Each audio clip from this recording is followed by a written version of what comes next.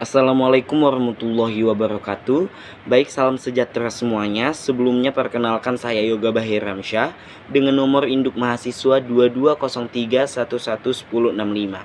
Nah, adapun tujuan saya untuk mempresentasikan critical journal review yang telah saya kerjakan dan ditugaskan oleh Bapak dosen pengampu mata kuliah Pendidikan Pancasila. Baik, langsung saja kita ke bab pertama, yakni pendahuluan. Nah, untuk di pendahuluan ini sendiri ada beberapa sub, yaitu rasionalisasi pentingnya CGR. Nah, apa sih rasionalisasi pentingnya CGR ini? Rasionalisasi pentingnya CGR seperti yang bisa kita lihat, CGR atau Critical Journal Review itu merupakan salah satu dari keenam tugas KKNI yang ada di Universitas Negeri Medan.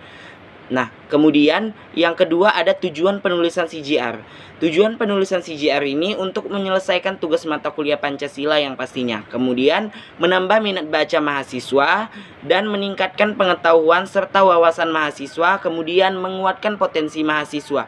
Potensi yang dimaksud ini seperti potensi membaca dan juga menulis. Nah, kemudian ada manfaat penulisan CGR. Manfaat penulisan CGR sendiri yaitu untuk membandingkan dua jurnal yang pastinya guna menyempurnakan jurnal sebagai bahan ajar dalam mata kuliah Pendidikan Pancasila. Nah, kemudian masuklah kita ke identitas jurnal, yang mana identitas jurnal utama dengan judul artikel nilai-nilai kode etik Pancasila netizen Muhammadiyah dengan pengarang artikel Atoilah Islami yang diterbitkan oleh Jurnal Keindonesiaan dan diterbitkan di kota Jakarta. Untuk EISSN-nya bisa Anda lihat sendiri. Baik, untuk identitas jurnal kedua yaitu dengan judul Keselarasan Implementasi Aturan Pengakuan Hak Masyarakat Adat untuk Mengelola Hutan Terhadap Nilai-Nilai Pancasila dengan pengarang Kenny Cetra yang diterbitkan oleh Jurnal Keindonesiaan dan diterbitkan di kota Jakarta. Baik, langsung saja kita ke ringkasan jurnal nih teman-teman. Nah, pada ringkasan jurnal ini saya meringkas jurnal utama saja ya teman-teman. Seperti yang bisa kalian lihat, ada pendahuluannya yaitu yang mana si penulis memasukkan teori dari Emilia pada tahun 2020, yakni tidak dapat dibantah bahwa perkembangan dunia teknologi, komunikasi dan informasi yang semakin canggih membawa dampak positif maupun negatif dalam kehidupan interaksi sosial di tengah kehidupan masyarakat modern. Nah, metode yang digunakan yaitu metode penelitian kualitatif, teman-teman.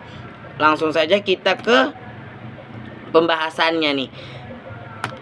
Untuk ringkasan jurnal lebih lanjutnya teman-teman bisa baca sendiri di jurnalnya ya. Untuk pembahasannya yakni kelebihan jurnal utama. Dari segi isi, jurnal ini merupakan termasuk jurnal yang merangkum pembahasan dengan jelas dan menambah wawasan khususnya sebagai mahasiswa calon pendidik untuk mengetahui nilai-nilai Pancasila yang efektif dalam memajukan literasi dan daya berpikir mahasiswa. Kemudian dari segi aspek kebahasaan sendiri, yakni menggunakan bahasa yang mudah dimengerti oleh pembaca dan jarang sekali ditemukan bahasa yang berbelit-belit teman-teman. Nah, untuk aspek yang ketiga yaitu aspek tampilan dan layout, jurnal ini memiliki tampilan yang rinci dan tertata. Dan untuk aspek yang terakhir dari aspek tulisan, dalam pemilihan font dan tata letak tulisan cukup bagus dan tidak mencolok sehingga nyaman untuk dibaca, menggunakan paragraf yang cukup rapi sehingga mudah dimengerti. Nah, saya rasa jurnal ini cukup efisien ya untuk digunakan mahasiswa sebagai referensi dalam pendidikannya. Kemudian masuk kita kepada kelebihan jurnal yang kedua, yang mana kelebihan jurnal yang kedua ini ada pada jurnal ini memiliki tata bahasa yang singkat. Dan yang kedua, merangkum materi dengan rinci, sudah pasti karena bahasa yang digunakan dengan singkat.